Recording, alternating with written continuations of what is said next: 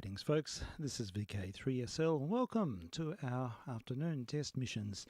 And there we had the famous Jesu Joy of Man's Desiring from cantata something. I can't remember exactly what cantata it's from. Frank will know. And that was with Pablo Casals conducting a chorus and orchestra. Does it give us any details about Mr. Casals on this Great Songs of Christmas album? It says, yes, Casals considered the world's finest cellist and an outstanding conductor and teacher. For many years, the world's greatest musicians have travelled to where he is to play with Casals, establishing the famed Casals Festival. And at this point, the 89-year-old Casals made an unusual trip to New York just to record Bach's Jesu Joy of Man's Desiring for this album. How about that? That's a good story, isn't it? Great story. Yeah, and he said his royalties from this album will be used to establish 2 scholarships for promising musicians. What a noble pursuit. Absolutely. Doesn't get any better than that, Steve. No, it doesn't. It certainly does not. Yeah, and how are you, Frank? I'm pretty good, thank you. That's... I've got a little bit of Christmas fatigue. Oh, yes. Understandable. That's that time of the year, isn't it, where everything sort of compounds and social gatherings and family happenings, it all sort of comes to a sharp relief, really, doesn't it? Indeed. It's all been very enjoyable. Yes. Without having a long chat about it, it was a very good last weekend, Sunday. Oh, yes, indeed it was. Yes, we had our missions catch up with, and it was, it was most excellent. Great to see. Most excellent. Yeah, so yes, that was last Sunday, and since that time it's just been all go, really, getting things ends tied up and getting ready for well, it's all about families, really, and connecting for us in my domain. Yes, and it'll all be totally different. You should have a great time, I guess. Yes, and there's my telephone, and I reckon it's my son wanted me picked up from the station. But, okay. but I'm going to defer that to somebody else, and while I'm just organising that, I will play a 20s hit. Sounds good. Let's have a listen to the latest upload from Mr. Prozoot, which is just fantastic. This is one of the most interesting he's put up for a long time. Well, they're all interesting, but this one is particularly so. It's the music of Rodgers and Hart. Yes. And it's an hour of their compilations, recordings in the 20s and 30s. Great songwriters. Yeah, absolutely. Lorenz Hart was just a poet, a very tragic character. Was tragic, yes. They had a sort of love-hate relationship. They did, but he was a tormented soul, Mr. Hart, and eventually died from overindulgence and a broken too much heart. Christmas spirit. Yes, that's right. But Rogers did everything he could to sort of help him. Yes, that's true, and I think it just became impossible in the end. And not long after they broke up their working relationship, Mr. Hart unfortunately just drank himself to oblivion, and that was the end of it. That was it. So then Mr. Rogers met Mr. Hammerstein. That's right, and the rest of it is history. It's extraordinary association. But I think Hart's lyrics had a poignancy, a tenderness about them. They do. I agree. I think he was a poet. I think he was a great lyricist, and his songs just have a real connection with the human condition. I think he was a very sensitive individual. See, it is poetry. That people dismiss show writing, but some of it touches the higher planes, really. I think so. I'd agree with you, Frank.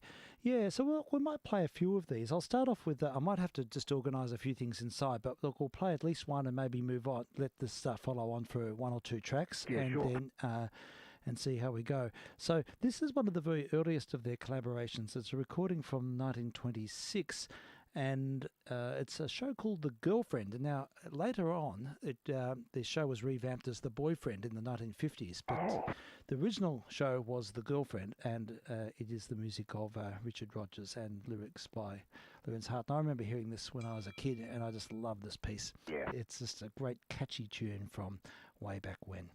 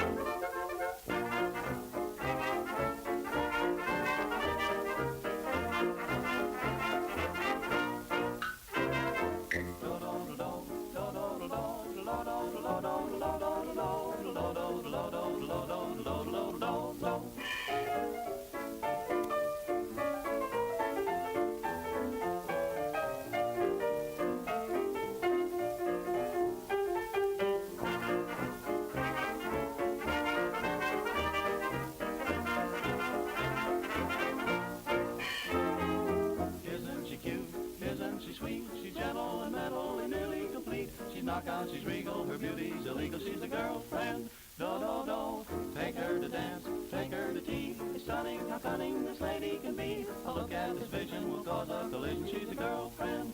Do-do-do, she is smart, she's refined. How can she be real? She has heart, she has mind. Gosh, the girl's ideal. Isn't she cute? Isn't she sweet? An eye for to die for, a pleasure to meet. In my funny fashion, I'm cursed with a passion for the girlfriend.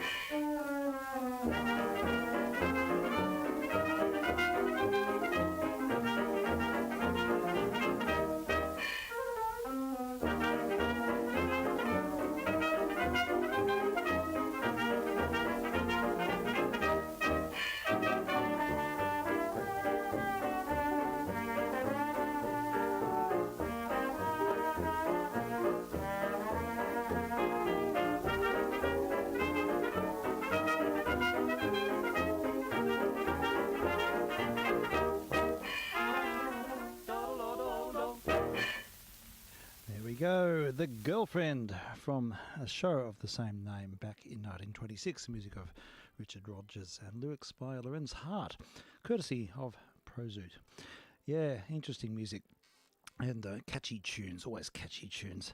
Really 20s catchy, wasn't it? Yes, there's a great quote here about Richard Rodgers' melodies. Where is it? It's part of the comment field in this Prozoot offering, which I refer people to. It's just so much fun to read the backstory to these recordings. Oh, right. And if I can just find it here, it's something along the lines that Noel Coward said that...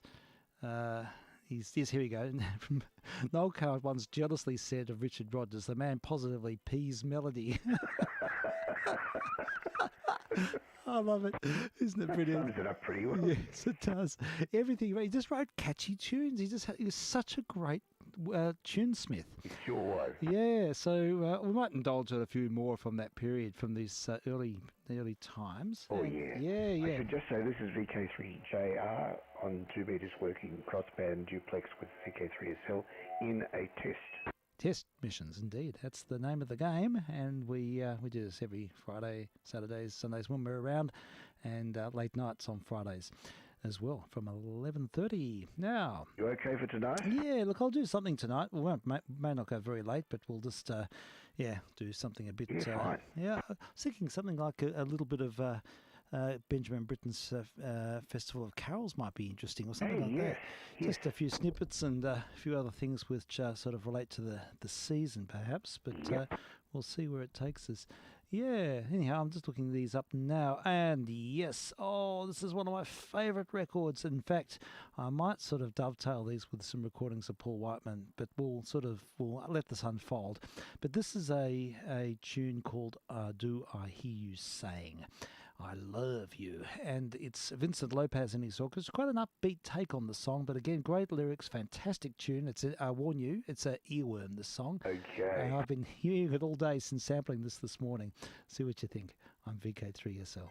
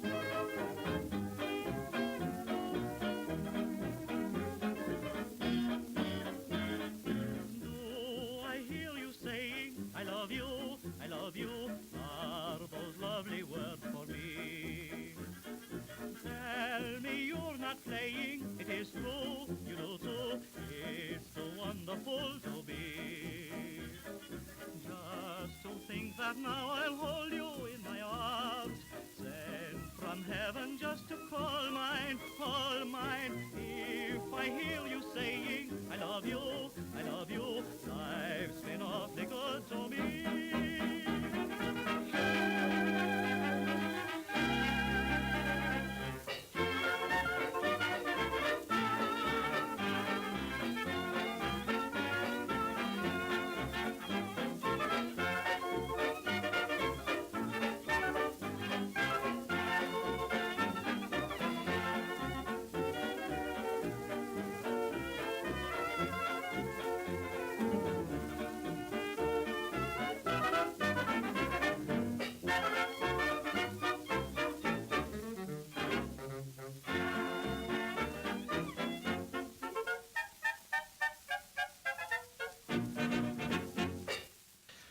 The arrangements in those days were so full of intrigue. It was fantastic music. Very busy. Something happening all the time. Yeah, there is. Yes, they are busy. It's sort of intricate. Yeah, intricate. That's the word. Yeah. So there we have. I Hear You Calling. Now, the Paul Whiteman made a recording of this as well from the same year. And it's one of the most interesting of the Whiteman tracks in that period. It's got Bing in it. And Bing is, I think he's with the Rhythm Boys in this. Oh, good. Yeah, but notably on this record there is a track of so there's a solo by Frankie Trumbar which is just amazing, and it sort of foretells modern jazz in many respects. Yeah. I have played it in the last 6 months actually, and you'll recognise it. It's just it plays right across the bar, and it sort of defies that busyness. It's very interesting. He assumes a whole different character, and in his solo, and I think in many respects this is Lester Young before Lester Young was around. Okay. So see if you agree, see what you think. So same song. Oh, wait a minute, I've got to find if I got the right one dialed up. Maybe I don't. Sorry, folks. I'm going to have to do a quick adjustment on the fly because these are all Prosuits and they all look the same. I'm just quickly trying to find it here. Yes, Paul Whiteman and his orchestra. And we just have to go down and find the little playlist, and there's a bit of a process here, but I can see, yes, do I hear you saying, here it is on the list, and I think we're ready to go.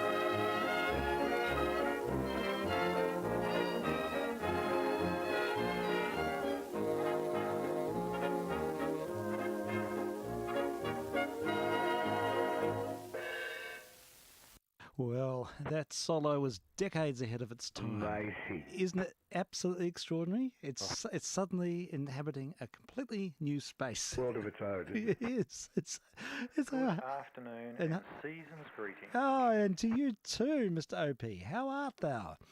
Very well. Just running around trying to get a whole bunch of stuff done. Okay, yes, it's that pointy end of the year. Exceedingly stupid. Yeah, I know how it is, yes. Oh, it's good to Afternoon, hear. Frank.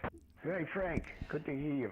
Yeah, well, it's been a little while. We're waiting for our Jeff's I know, Beck part special two. part I know. two. I mean, Just the one thing is just timings and things have got away. that's so fine. Look, at your complete leisure. When it's right, when the What I will planets say align. though, that for a quick play, if you want, is Rodrigo and Gabriella, our friends, have released a whole bunch of new material. Oh, And it's on the tube. Yeah. And the one I think that you should really have a listen to is they do their great rendition of Mozart K123. Oh, K123. Okay, Rodrigo and Gabriella. All right, I'm going to look this up, and we'll see if we can. Well, if you can send me a link, that'd be good, or something, because we'll definitely feature that a bit later. That's good. All right, that's nice to hear. Yay. So, you been up on the mountain? No, not really. Just bits and pieces here. Yeah. Jack upgrades. Fixed my 6 metre Yagi, and so that's back up in the air, and put a 13 element 2 metre Yagi above it. And Sure. so we've got a few of those things happening, and Okay. so playing around here, and just a few other things around the house. So Sure. yeah, it's just been that, and had a couple of weekends away and bits and pieces. So Yeah, fair enough. No, it sounds like you've been busy man at the job. And how's your lupus going for 160? there's a big antenna. It's big storm. Like I probably only maybe 4 or 5 days after I last spoke to you, had that show. We had that big storm come through and snap the tip section off. Oh no! So I've dropped it down for the moment. Okay. And that's the very thin little stinger thing they had at the end. So I'm going to have to revisit the design a little. Sure. So okay. Well, that was the stress after test. the silly season, I'm going to start to tweak that, and I'll probably add a high mounted coil just to get a bit of top loading and reduce the amount of Q along the whole thing. And I think that's a change good it up idea. Definitely a good idea.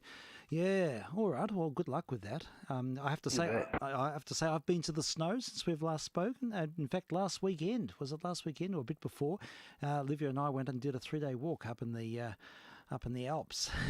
Whereabouts? Up at Mount Borbor. Oh, nice. And it was heavy snow. It was up to... Yeah, they copped a bit in a couple of weeks when that front came through. That's it. Yeah, it was a couple of feet of snow. It wasn't skiable, but it was certainly very heavy on the thighs walking through the snow. It doesn't take much to start slowing you down. Oh, did it ever? It took us about, I don't know, over 10 hours to walk one 8-kilometre section. It was really, really slow. We just almost need a set of snowshoes. We should have. Yeah, it was just really slow. So, but look, it was okay. We just worked at our own pace, but it was a fantastic trip, and it was so beautiful just to see that area all in its glory. There's magnificent avenues of snow gums up there on the Borbor Plateau. And they're an amazing tree, aren't they? Aren't they just? And the colours, the colours of the bark are spectacular. Oh, absolutely. And there's a sort of a starkness, and Frank and I, JR and I have just discussed now how there's a silence and there's a quietness there too. In the snow. In the snow, yeah. That's one of my favourite things about skiing is when you're getting snowfall that's just coming down as big flakes gently without being wind driven. Yes. And you're out away from any of the infrastructure and other people, how silent it is. Yes. It is amazing. It is. It's a real silence. It's like an anechoic chamber because everything absorbs the sound. So it's an unreal experience. Yeah, but just getting used to it, to be honest. Yeah. That's I found it to start with a bit unnerving. I agree. The other place like that was years ago when we did the trip across the Canning Stock route. Oh, okay. I wanted to get out there because you're so far removed. That hum, that drone that's ever present in a city or suburbia is gone. And that takes a little bit of getting used to at night time. You lay down to go to sleep and it is literally dead silent. Yes. It can almost be terrifying in a strange sort of way. Look, it's an experience for sure. I just love it. We're really getting the bug. We're doing the overland track in Tassie as a family in January. So we're gearing up for that. In fact, I've spent half the day today in a gear shop, and we found a gear shop which was selling a lot of second-hand school stuff that had been used for school trips. So we got really good prices on some wilderness equipment packs and things, really top-end packs, which are still in very good condition. They were like a fraction of the price. And so we've just, the girls are really keen to do a lot more, and great. And Kate's keen to get back out on the track, and I'm hoping that the experience in Tassie will get us all sort of motivated. And this is sounds good. Yeah, it's good being able to get the gear at a discount cost. That can certainly add up quick. Oh, look, it was about 1/10 of the price, and that gear is like really high-end, expensive gear. What a find. Yeah, it was really good. It still cost us a fortune, but by the time we get, we got second-hand sleeping bags, but they were really good order, and they were, alpine type bags, so they should be fine for that, for all seasons. And good packs and gaiters and stuff sacks and all of the bits and pieces which have sort of worn out from our earlier generation walks. Do you have tents and all that? Yeah, look, that's going to be the next thing, because our tents are pretty much worn out. They've been used a lot, and one of them's starting to delaminate, so we'll have to look into that. But look, it should be okay for Tassie. I think it'll be all right in that instance. But things like waterproof coats, Japara, the Gore-Tex coats and things like that. This store had them for a fraction of the price, and they were second hand, but they were very kept very well. Yeah. So it was good. It was really good for us because it sort of met our budget restraints and all of that, and is enabling us to get out and about, which we can't wait to do. So hopefully there's going to be a lot more. Olivia really got a lot out of that trip last week. I think it was a really sort of grounding experience for her after the VCE, and I think that hopefully that'd be great after that experience, wouldn't it? Just to get out into that kind of environment, particularly with a bit of snow around, and decompress a bit. Yeah, I think so. Unwind, and you want to decompress. So, that's precisely it. It does, and also just accept discomfort. I mean, because always with this type of thing, there is a strong uncomfortable aspect, but you learn to live with. To a degree, but it's also, by the same token, with some clever gear choices and a bit of know-how, you can make yourself very comfortable. Yeah, look, you can, in essence. I think the discomfort's more about physical fitness and all of that. And, as you... Yeah, well, that helps. Yeah, it does. I mean, look, when you're going uphill and carrying a pack. Yeah, when you're carrying a heavy pack and you're walking for 10 hours or something, it's in heavy snow. It's not exactly... by the end of it, you're pretty RS, but then you sleep well, though. Exactly. You sleep really. You have a really natural sleep, and that's the thing I find. I'm so physically exhausted that I just resign myself to the gravity and sleep really well. So there's a lot to it, but I'm just pleased that there's a few prospects there, and being in the snow again. Oh my gosh, it was just brilliant. Yeah. So anyhow, we're spinning a few these are uploads actually from ProZoot, and some really interesting 20s hits. And so we'll inhabit that space for a little bit longer, and then we'll come back and we'll definitely listen to Rodriguez and Gabriella, and I'll dial that one up. I'll dig it out now and send you a link. Can you send me a link so it'll be easier for me to find, and then we'll put it on the playlist, and we'll just have a bit of a power through and see what where we go. And we'll be on tonight, folks, and also tomorrow.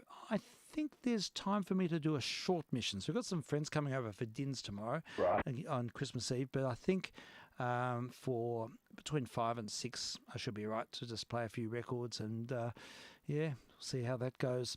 So we've been listening to recordings of Rogers and Hart. That's Richard Rogers and Lorenz Hart, two great duo who worked tirelessly in the 20s and 30s, and later on Rogers coupled up with Hammerstein and became one of the greatest.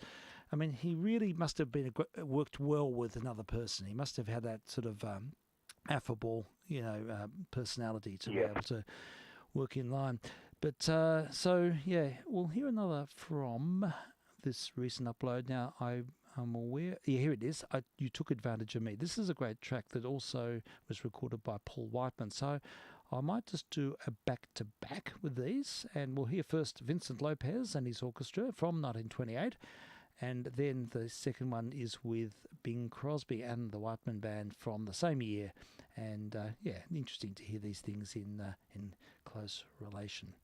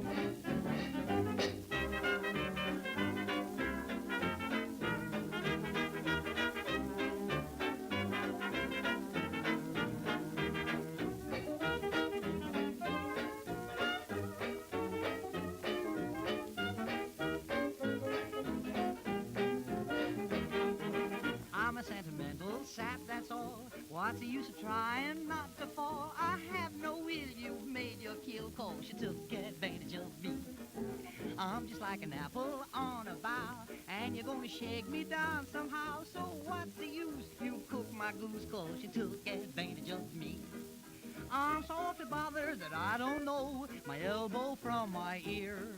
I suffer something awful each time you go, and much worse when you're near.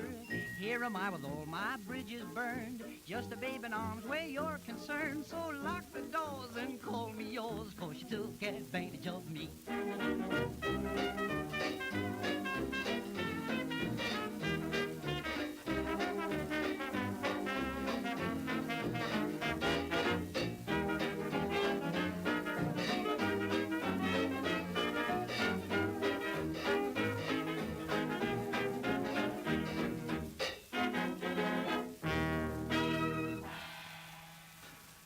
Okay, folks, what we'll do is now defer to another version of that same song. I have to apologise for that dreadful vocal chorus there. Dick Robinson, I think it was. Yeah, sort of comic relief, but it's not really comic relief. It sounded terrible. We'll find the other version. Here we have a much more dignified vocalist, Mr. Crosby, on this version of the same song, which I should also mention has a fabulous chase sequence between Vic Spiderbeck and Frankie Trumbar. They do a call and response solo here, which is one of the great pseudo jazz. Well, it is jazz really, because they are improvising. Yes, it's jazz. It certainly is jazz, and it's fascinating. Have a listen to Paul Whiteman and his orchestra.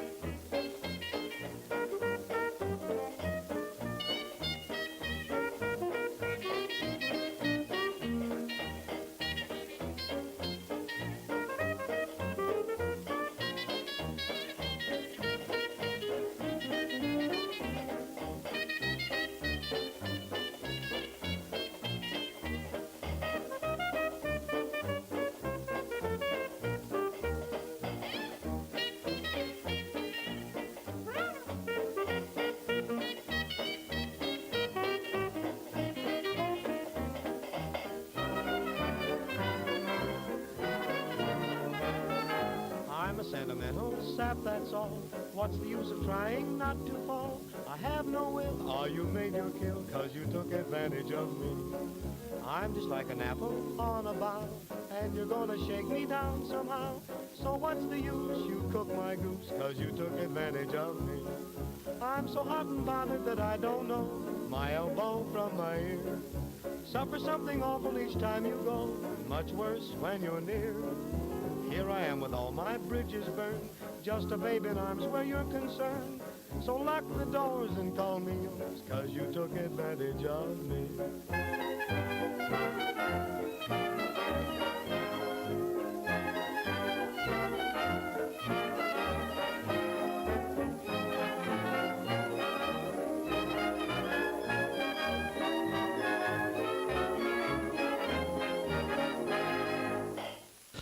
Okay, there we have the Whiteman version of the same song, You Took Advantage of Me, written by Richard Rogers and lyrics by Lorenz Hart. Well, Bing did a good job too. He did a good job. He sort of, he always presents things with dignity and there's respect for the song, I always think. Yep.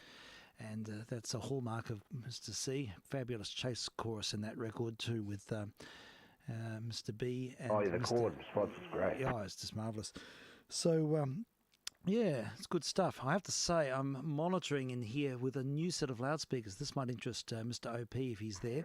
What are you listening on? This is an exciting new venture. I was able to pick up a pair of Leak Sandwich 600 speakers, which came from Radio Australia. And what was a great line we had dropped on us once in training? Nothing like 12 inches of good leak. I love it. I had something. I love it. That's brilliant. I had the earlier 15 ohm versions in here, and I had the opportunity to pick up a certain engineer who passed away recently, and the family got in touch and offered me his speakers, and they so I've moved the other ones to Olivia's bedroom, and she's very happy about that. Oh yeah. Yeah, the other leaks sound really, really good, but these ones got a lot more sparkle, a lot more top end because they are three-way speakers, and I've got them mounted now, and they're terrific. Right. The leaks top end, it's just great. Oh, they're just really good. They had bitumen lined. They generally got good articulation through the mids as well. Yes. They tend to be a pretty faithful loudspeaker. They are. Yeah. They're very, very good for 78s because there's in the lower octaves, they used a sort of the woofer was like had, what do they call it, aluminium, like an aluminium skin. Surround. Yeah, had an aluminium and foam surround, 2 layers of aluminium surface. They were designed by an ordinarical engineer. Yeah. Is that right? Ordinarical, very good. Or aeronautical even. Aeronautical, I think. Yeah, I think good. It's too late in the day. And so that's the background there, but they're very clean. They're very clean in the lower octaves, which you need for 78s. And yes, so they should have quite tight bass response then too. They are very tight. They're extremely good very tight. They're almost a bit too tight for a lot of modern music. People feel they're a bit dry. They'd probably be great for stuff like funk and they would be slap bass and all of that. Yep, that sort of thing. That really rapid attack sound. Yes, you get it right on the beat when you wanted it. That's it. No lag. They're fantastic with transient responses, and the mid-range is also a sandwich design. They also use the same composite membrane with the what size are the bass drivers? 13-inch. Oh wow, okay. So they'll move plenty of air. Yeah, they do. Yeah, and the boxes are power hungry, or are they pretty efficient? No, they're very efficient. They're about 80. I think about 95 dB efficiency. Wow. Whoa, boy. Yeah, they're really efficient. So I don't need to use much. Look out if you turn up too loud, we'll have to peel you off the office. Yeah, that's right. Yeah, but they just sound fantastic in here. These ones are they're later design. They only were out for a short time before Rank took over Leak. He sold out to Rank in about 1972. And for a short period before that time, he put out these 3-ways. And I've always wanted a pair. And I remember saying to this chap years ago, if he ever wanted to sell his speakers, I'd be interested. And so it all sort of happened. I didn't want to bug the family after he died, but they got in touch with me. What are you driving them with? I'm just using the amp that's a part of this desk here. This is an old RME Series 3 desk from about 1980. And it's got a rack with... a 50-watt amplifier, and it seems to do the trick. It seems to load much better into these than the 15-ohm earlier leak sandwich speakers, which always sounded a bit lackluster. These sound a lot punchier and more. And what do these load at theoretically? Four to 8 ohms. Much lower. Yeah. So I think it suits the amp better. So the amp's obviously capable of sinking the current then. Yes, that's right. The earlier amps were probably more, I think they used germanium output transistors, or they're probably valve amps actually for the other speakers, but they seem to be fine for Olivia, and she's more than happy, and I'm happy too. So they seem to work well. But these last tracks, they just sounded so clear. It's unbelievable, and real tings, which I've never heard before on these. So that's the amazing thing when it's an amazing thing when you get new speakers, isn't it? Is that me or? Something's happened there. It might be doubling there with you, Frank. I think you might be slightly off frequency, Mr. JR. I'm still on. I've just upped the power a bit there. No, you're right. I think that's me. Yeah, sorry, it's okay. It was just a little bit of a mismatch there. But sorry, what were you saying? Hang on. I'm just trying to recatch my train of thought. Hang on. That's okay. Sorry, that was me. No, that's fine. No worries at all. It's all good. So, you might pay though. Still looking at a good set of like MOSFET monoblocks or something down the track to drive them. They'd probably respond really well to that. I think they would. I think something like that would probably be a better match. Yes, match in the ultimately. It's a thought. He also picked up an Oratone, which will be nice to have on the desk. I might use the little cubes. Yeah. So it's for years and years and years. They were the mainstay of the guys in audio at work. So what they do, they'd have a set of Oratone cubes sitting on the desk on the meter bridges, right? And they'd switch to those, and that was their gauge of yes, we can have the best speakers in the world here, but remember we're mixing for a television. A lot of people only have the little loudspeakers that are in televisions. Okay. So they used to use the Oratones to simulate that response and go, okay, if everything that needs to be heard can be heard in the Oratones, we're happy. Fabulous. That's very interesting. Yeah. Okay. So, I've heard that they're used to sort of get an accurate sort of, your average response, your car audio or your... That's exactly what their use of them was, to basically go, okay, we've got these big Uris or whatever we're using, and that's fabulous, and they were. Yeah. But... that's great, and 99.9% of people won't use them. Need to check that, because of course, when the majority of people are listening to a particular program on a tiny loudspeaker, you have to make sure they can hear what they need to hear. Exactly. Yes. The difference between a monitor and a hi-fi speaker, isn't it? Yes. Oh yeah. That's right. It's a really important consideration, and something that's not discussed enough in the everyone talks about extension. More so in today's where now with streaming services and compressed audio and a lot of earbud type headphones, the proportion of people listening on larger, very broad range systems is probably far less than it once was. Yeah. And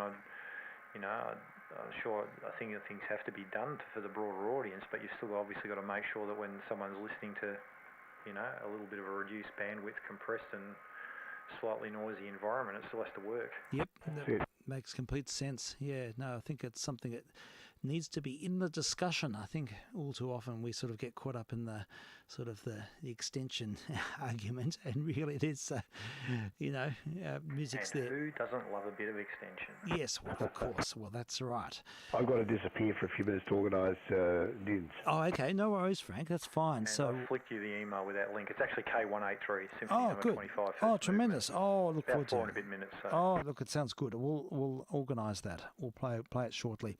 And all right. Well, what we might do is play just a little bit more from this recent upload, which has really sort of captivated my attention because it's just such great music.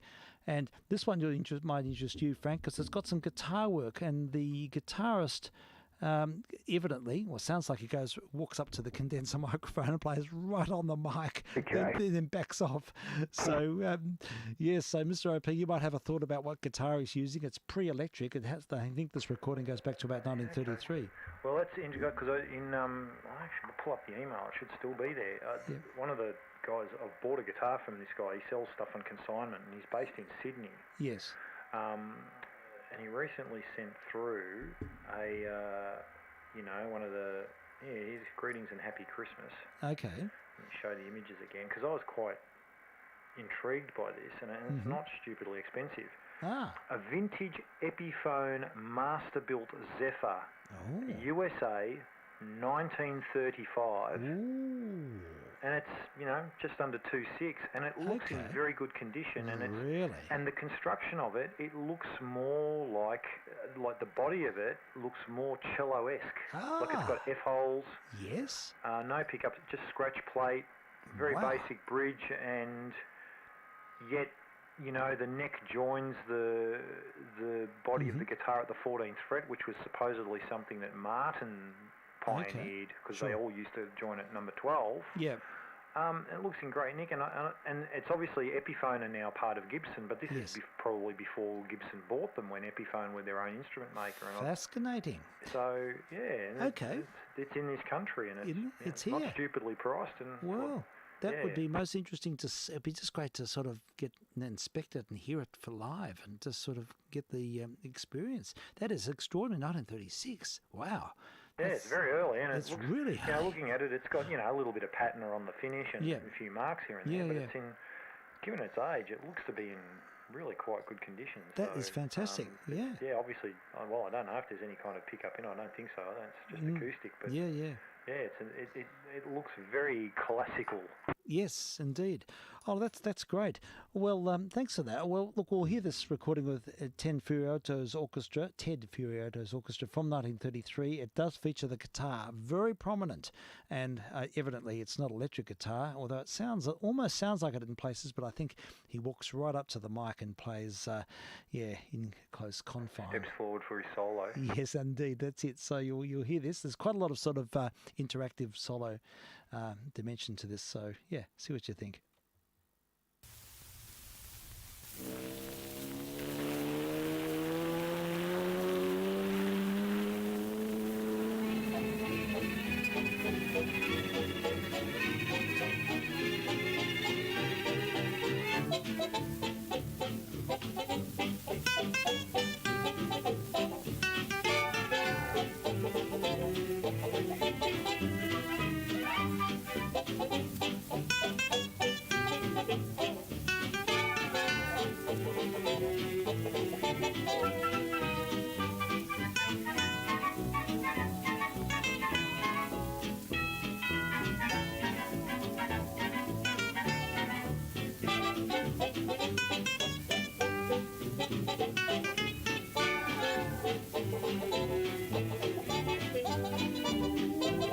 Go and pack the family toothbrush, it's the month of May.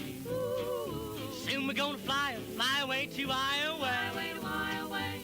Would it suit you on a choo-choo where it's gray all day? No.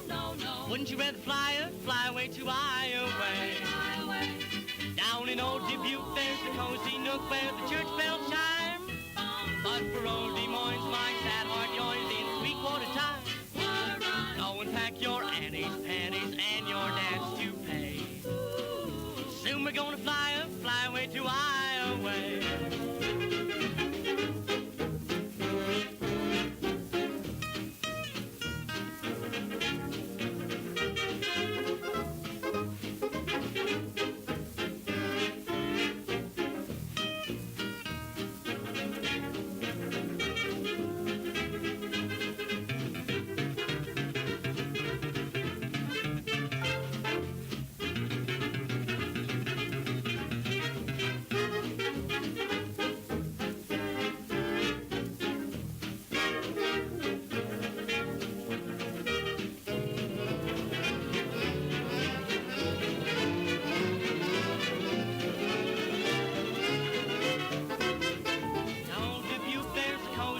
Where the church bells chime, but for old Des Moines my sad heart joins in 3/4 time. Go and pack your Annie's panties and your dad's toupee. Soon we're gonna fly away to Iowa.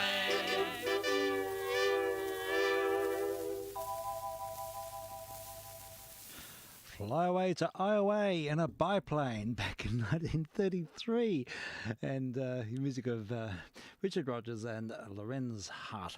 is a bit of a focal point today. And God, that sounded good in here. I just turned it up on the speaks, and I really felt like I was in the room. Yeah, it's interesting. I don't think it's electric. I think you're right. It's just acoustic with proximity, but sure. It didn't have that kind of the bite, the twangy bite that maybe an electric would have. Yeah, that's it. Yeah. And it probably, I guess there might have been a few people putting a pickup on an acoustic guitar at the time, but it's pretty early. Yeah. No, I know what you mean. So, anyhow, look, it's an interesting experience. It's great to hear. And, of course, they could use the one mic position in front of the band to maximum advantage. They could all come up, do their solos, and then take their recess back in the group, as they did. I've set Olivia up with an old Bayer 66, which I've checked on. I've recapped it and done a few things to it, and she's using it as a guitar amp, practice amp. So I've set that up in her room, and I just used the high impedance input, and had a dual carrier plug, so I had to sort of pass it onto a guitar lead, and it seems to work really well. Sounds great. It sounds a lot warmer, dare I say it, than the other amps. But maybe. Yeah, I'm sure that the signal path in the Bayer will be pretty good. Yeah. Look, it's great. Sort of a little bit, crazy using an old Bayer for. Well, look, it's not really. It's keeping it in use, which is, I think, which is a good thing. So so that's the latest, and I also recapped an old Bayer 77, which came from this estate. That was a big job because the AC caps and the motor transport caps were really hard to get to. It was a nightmare. I had to pull everything apart, and it took me a whole day. And I was you get into that determined state of mind where nothing else matters but to get the job done. And so I've got another 77 all tuned up, which is they're beautiful machines. I mean, and this one's got an Olympic Games stamp on the side. Oh, wow. So the 77s, I think they made 250 of them for the 56 Olympics, and they have OG and an Olympic Games and a number stamped on the side for those who are used. And this one's OG 35. So, and in the state there was also a Magna Corda, which is historically a very interesting tape machine, which I picked up, and this is again made by Bayer. In fact, I think Max Bayer sort of cut his teeth making these he made them for Magna Corda on consignment for the Australian market because the tariffs were so high. And he produced Magna Cordas from 1949 or 1950 through to the mid-50s when he produced his own machine. Australia had a large industry of producing stuff back then. I mean, I remember when Mum was first here, she talked about she had a job at like a AWA or something like that in Richmond. Sure. And she talks about, having to, because of course transistors were so very new then. Yes. She I remember her telling me that she had to sign for every transistor that she pulled out. That is such a story. That is incredible. Would you believe it? I mean, it's amazing when you think of it. Something so ubiquitous today. Yeah, but obviously they're so valuable then. And, that's it. Yeah, and she's an immigrant had come out, and so this would have been now very late 50s, perhaps early 60s. Yes. And I'm gathering there were a lot of women working in those factories. And that's a fantastic story. That's an amazing talking about that. Yeah. It'd be great to sort of. Is she still around? No, she passed, unfortunately. Oh, I'm sorry to hear. No, it's over. It's 11 years ago. Okay. Yeah. But I mean, incredible. Those situations. I mean, they had acres of people doing those menial tasks, assembling equipment and winding coils. Yeah, literally the assembly line using people, not robots. That's it. Yeah, and en masse. Yeah, it's fascinating. And just to sort of contemplate the extent of the Australian manufacturing industry in servicing broadcast at that time, and I mean, even this Magna Cordas were the stalwart of the US system. I mean, there are thousands and thousands made, and every station had Magna Cordas, and they were all made to a design, and a number of companies built them, but they had to build them precision built to exactly very close specifications. Yeah, it was almost like being built under license. They effectively were, and they had to. They all look exactly the same, although they were made by different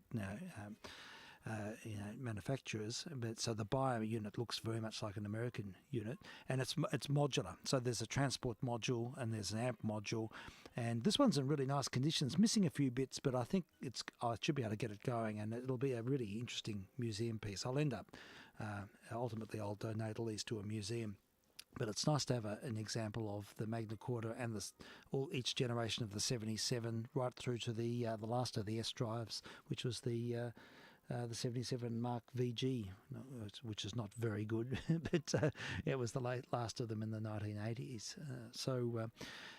Mark V, which you would have seen a lot of. They would have Mark IVs and Fives would have been abundant in your working life. I'm sure they were. Yeah. If I saw one, I go, oh, you'd recognise it straight away. Yeah. Because of the way the place was structured too, it had all these little audio booths everywhere for guys that were putting stuff together and chopping and recording and doing all sorts of stuff, even to produce carts and things. Because a lot of stuff for soundtracks and stuff got played in off cart as well. Yes. Okay. But they used lots of different sources, obviously, to create those. Okay. Yeah. Interesting. Yeah. No, it's all fascinating. The whole sort of chapter and that post-war optimism and how we just had a really progressive and enterprising industry here in Melbourne, but most of it was based in Melbourne. Transmission products, I think, were in Sydney, but Trimax and Bayer and AWA were in Sydney too. But it's just a great story. Also in the sale, I picked up an old STC 4017, which was the main industry mic before the Bull and Biscuit and the 4035 came in. It was an STC mic. In fact, I can plug it in and give you an example. I've always wanted one, and it was nice to stumble upon this. They weigh about 2 kilograms. Wow! It's a dynamic mic, and you often see Churchill and others, statesmen, reading into them because they had these massive mic stands. And it's just a dynamic mic, and it seems to work quite well. I've just made a DAG end XLR cord out the back, so I'll just decouple and give you a bit of a sound of this.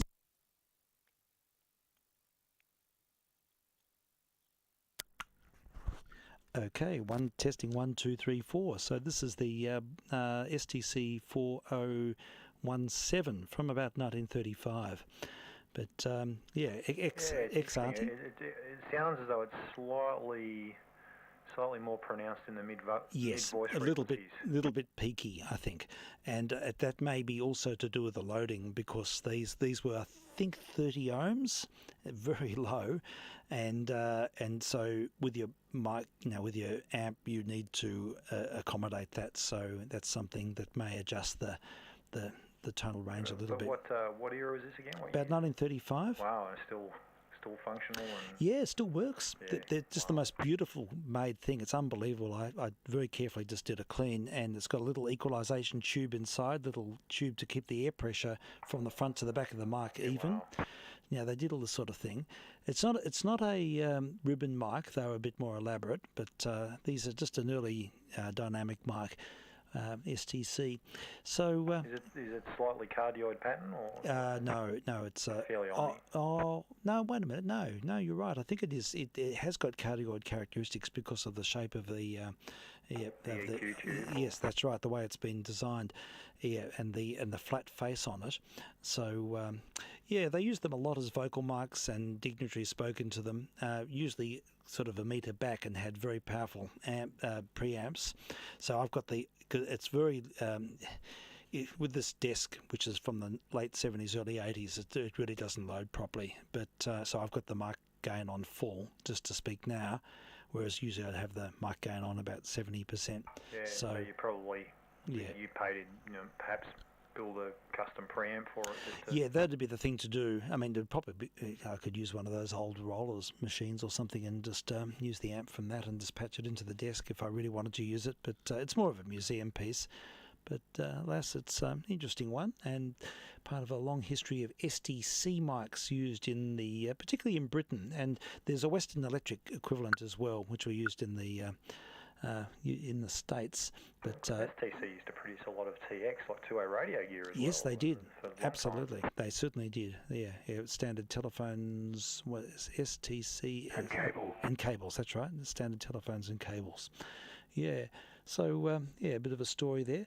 Well, look, I'll play just one more. I'm very keen to refer to your track in a minute, and I'll dial it up shortly, but I'd like to play just one more from this Rogers and Hart medley. And this one will interest Mr. JR because of it's a Depressions era recording, and it's Hallelujah I'm a Bum, I think it is, or something like that. I'll just see if I can find it. And it's got really, really powerful words, which really sort of signify the times. Now, a pretty emotional time. Yeah, absolutely. It's extraordinary. So I'm just dialing now. Hallelujah, I'm a Bum. Yes. Oh, yeah. Yeah, George, this is a different version. Hallelujah, bum again. Well, it's not that version, though. This is interesting. Not. Yeah, it's. I was expecting to hear that tune when I dialed it up this morning, but no, it's different and different words. So, really? Yeah, it's not the sort of the hillbilly version at all. Yeah. It's something quite different. So, see what you think. Hallelujah, I'm a Bum, George Olsen, from 1930.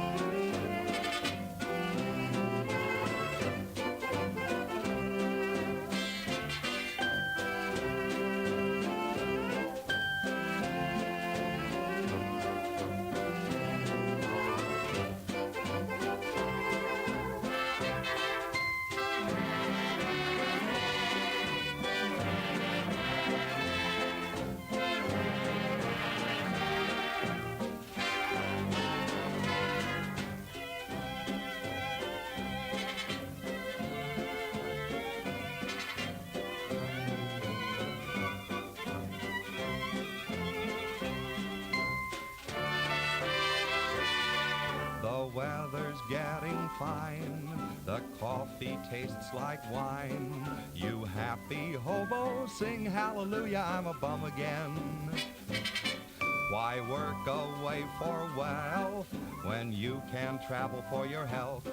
It's spring, you hobo, sing hallelujah, I'm a bum again. Your home is always near, the moon's your chandelier, your ceiling is the sky, way up high. The road is your estate, the world your little dinner plate. You happy hobo, sing hallelujah, I'm a bum again.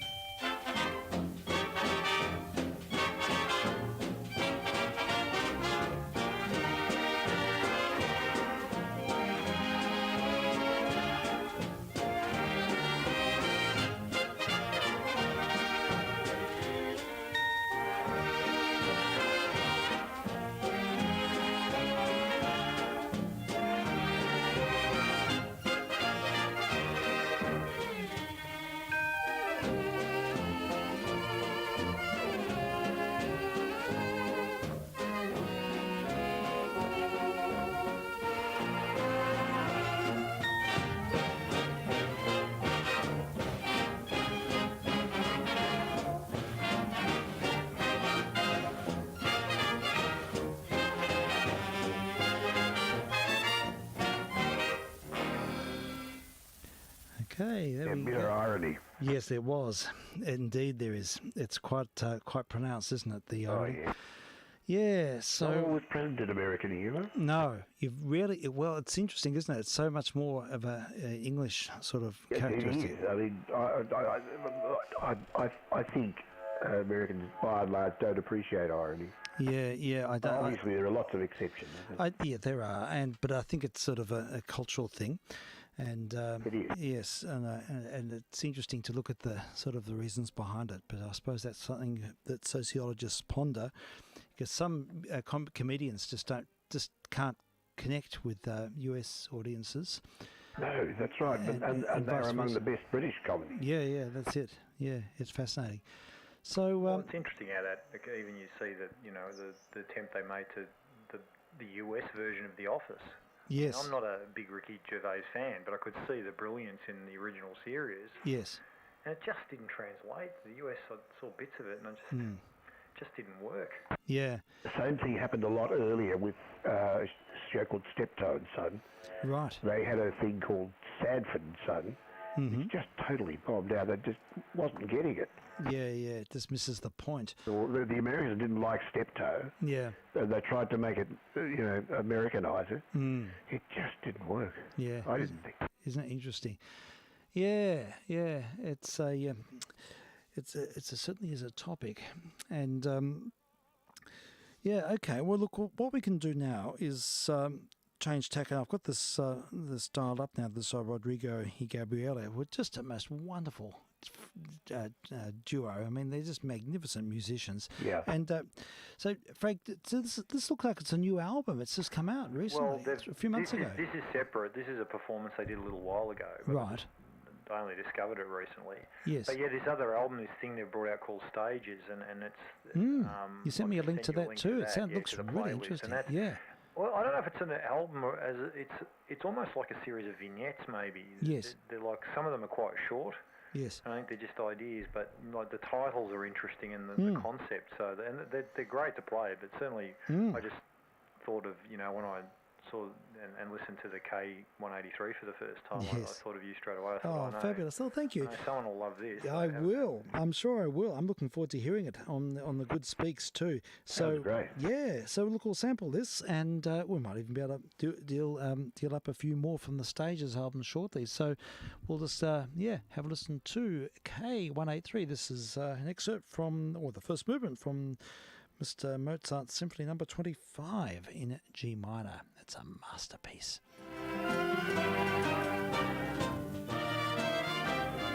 Sorry, folks. I just have to. No, it's not it, because we are still in our still in Richard Rogers land. Now we'll just re-cue this, and Wolfgang would be saying something like, Yeah. I don't remember writing this. No, it's out of my past band. Hey? All right, let's hear it now. Rodrigo and Gabriela on board.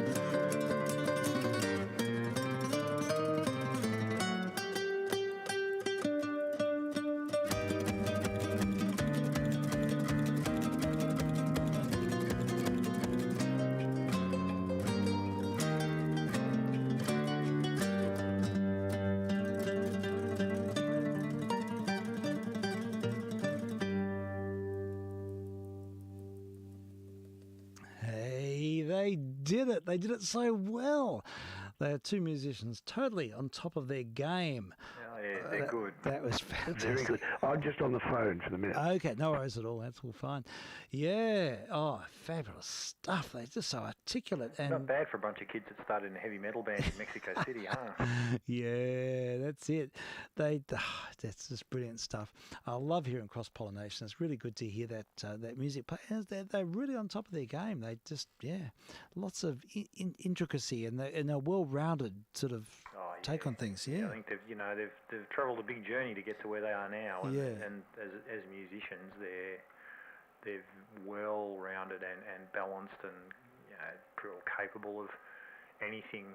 Even it's obviously music and stuff that they love. But I remember one of the gigs here might have been the last time they played here at the Forum. Yep. And occasionally Rod will just lead into something impromptu, a cover of and in this case he went straight into an impromptu cover of a 90s kind of new metal cover of Rage Against the Machine's Killing in the Name Of. Okay. And even though it was in their style, but recognise it instantly, and the whole house just rocked when they realised what it was. That's great. And everyone was singing along. And that's the kind of performers they are. They'll just launch into something like that knowing their audience. They draw you into their world. Yeah, good stuff. Oh, it's really good to hear. I'm just looking at the Stages album, and it's like there are a lot of really sort of micro tracks. Yeah, they are. They're just little vignettes and ideas, but it's interesting stuff. For sure. It's certainly worth a listen. It's not terribly long, the whole thing. No, it's not at all. I could play it all, but I just want to see how I can launch it properly on the problem is when I do the referral to the other PC, it just picks up one track at a time. So referring a whole playlist is something I can't do easily when it's presented in this format. So unless I'm going to investigate. I'll play one of them. And what's the longest of them? Aware of the World looks like it's at least a couple of minutes. Aware of the Illusion of... This looks very philosophical, actually. Yeah, it is. Yeah. And because particularly when you see the clips and what they've done visually, it's interesting Sure. In sort of concert with that. Yeah. Look, tracks like Aware of Knowing, Aware of the Illusion of Knowing, Aware of the Illusion of Identity, Aware of Being Aware. Wow. Okay, I'd love to talk about this with Olivia. All right. Well, look, maybe we'll just... and the tracks progressively get longer. That's interesting too. Well, look, maybe Aware of Time and Space. Oh, that's quite short, but I'd like to hear it. And we'll put that on first and see if I can organise the system so I can dial up more than one track. I think because you've sent me the link, I might be able to do it via my email. So there's another thought. All right. Well, you might be able to, because you got the link to that playlist, but you might be able to click on the individual ones and send them across or something. Yeah, I think that's probably the best way to do it, but it'd be nice to play them as a continuum. But look, let's have a listen to this one. This is Aware of Time and Space.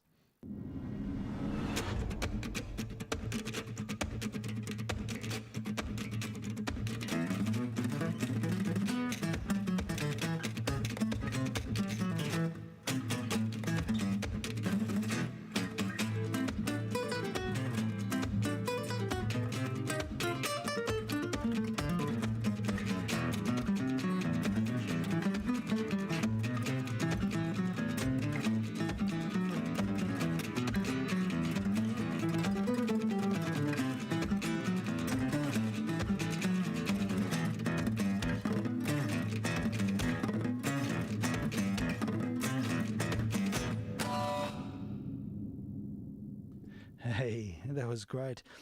I love the energy. Isn't it fantastic? Yeah. Need to, next time they come out, you need to see them live. Yeah, I'd love to. I went to the Forum the other day. It's a great venue, isn't it? Isn't it amazing with its sort of, Spanish night ceiling with all the faux stars? Because it's an old theatre, and the rake, it doesn't matter where you stand, you can see. And it's not so big that it gets that cavernous sound. Yeah, that's right. The guys who know what they're doing can get some pretty good audio out of that place. Yeah, it's staggering. It's really good. Yay. Oh, here we go. I'll play another one. This one's called Aware of Knowing. I'll just do a quick referral. I think that's the best way. I think it's just to do them individually at this stage, but we'll hear some more. This is fabulous stuff. I love the energy in their playing and great ideas. Here we have Rodrigo y Gabriela, Stage 4, Awareness of Knowing.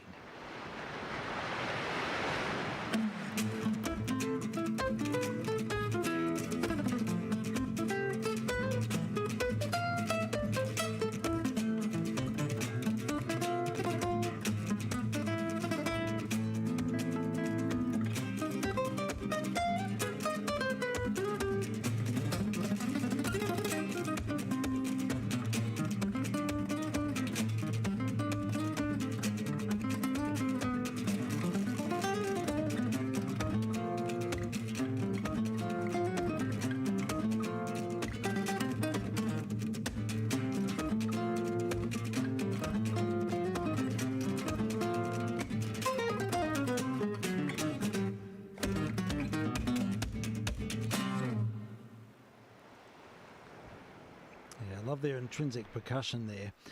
And, Yeah, a lot of that's Gabby. Really? Yeah, her technique. If you watch some of the live clips, you'll see how she does it. Wow. She basically does it with her strumming hand. Does she really? As she's playing, yeah. Yeah, amazing. fantastic. She does a little tutorial. Somewhere there's a little clip of her showing you just breaking down her technique and how she does it. Yeah. But she's amazing. She does that stuff. Like you just think, wow, like she almost generates a wall of sound on her own. Yeah, fantastic. Yes, the part of the rhythm guitarist. It's sort of really, in a way, in a small setting like this with just two musicians, I love the idea of them being in control of all those variables themselves, and sort of, just doing it in a really concentrated way. It's something really compelling about that. Now, I've been able to dial up the whole thing. It only goes to about 10 or less. It's really quite short. And but there's it looks like we've got it all in sequence now. So you see they released it staggered too. Like the first release started a few months back, and then the last stage 9 was only a couple of weeks back. So. Yeah, I think we're going actually in reverse. It's awareness is stage 9, aware of the body is stage 8, stage 7 is aware of the world. Working backwards, aware of the mind, aware of time and space, aware of knowing, aware of the illusion of knowing, aware of the illusion of identity, and aware of being aware. Oh, fascinating stuff. I'll just play it through as listed, and we'll just get a sample. Most of the tracks go for about a minute. They're quite short, but it's a journey. So, yeah, let's have a listen to Rodrigo y Gabriela.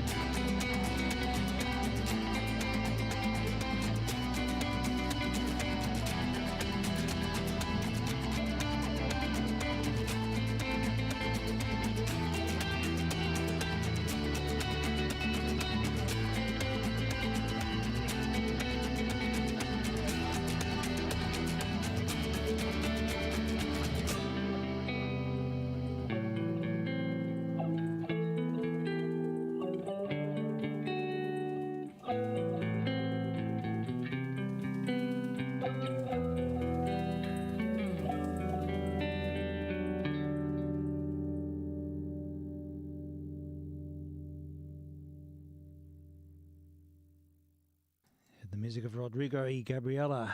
It's an album called The Stages, a very philosophical meander there. I've just come back. Yeah, it's just fascinating stuff. It's wonderful. It's sort of vignettes. You're seeing the clips as you're playing them? Oh, I was watching. Yeah, incredible. Very abstract. Yes, they are. They're sort of like dance, really, isn't it? It's like some sort of contemporary dance routine. And using colour and lighting and shadow, and it's very effective. And yet them totally sort of almost, dehumanised and androgenised. Yeah, that's right, definitely. I think that's very much a part of the whole experience or the whole notion there. And they're presenting something that's very, I don't know, out there and universal in its, and all about awareness, evidently.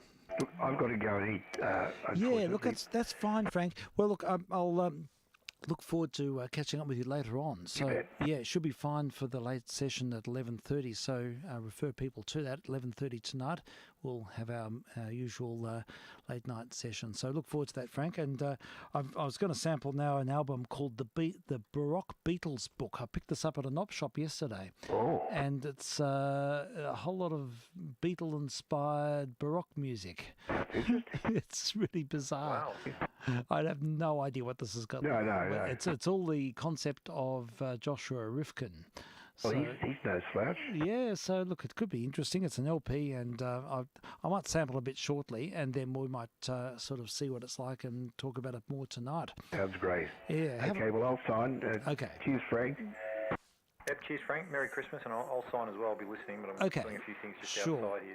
So. No worries at all. That's fine. vk3sl clear. Yeah, thanks, Franks and Bound, and I really appreciate the Rodrigo y Gabriela tracks. It's great. It's fabulous material. I know you love them, and when I saw them, I must get a chance to mention them too. Yeah, thank you. No, it was just terrific. It was really good. I look forward to watching those on the big screen and getting the full experience as well.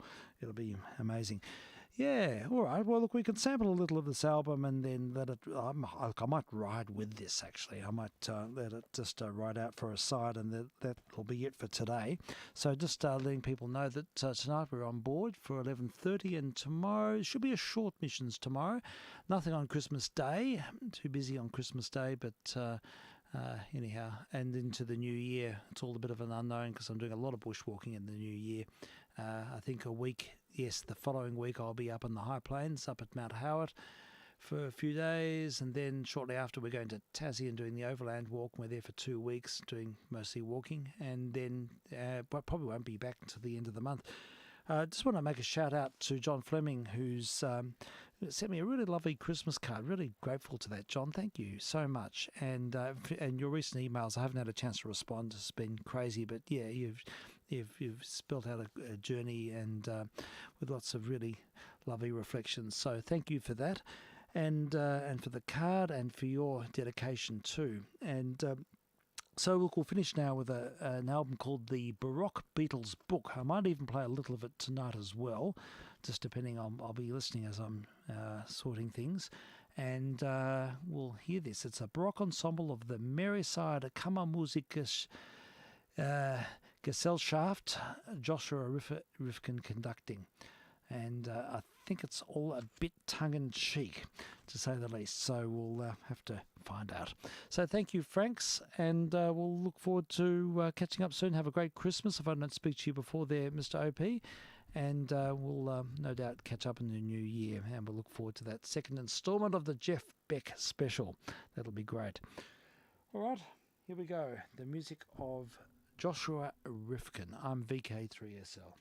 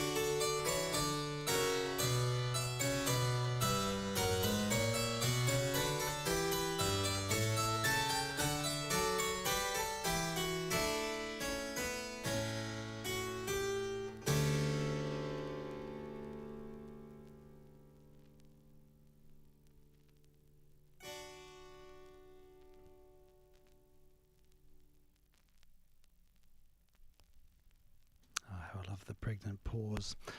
You heard an album called The Baroque Beatles Book, music rediscovered and edited by Joshua Rifkin. And that is an LP recently discovered. We might, in fact, rediscover it again tonight at 11:30. Thank you for listening, folks. We appreciate your company and look forward to late night missions and perhaps just a short missions tomorrow afternoon. Thanks again and have a good evening. I'm vk3sl.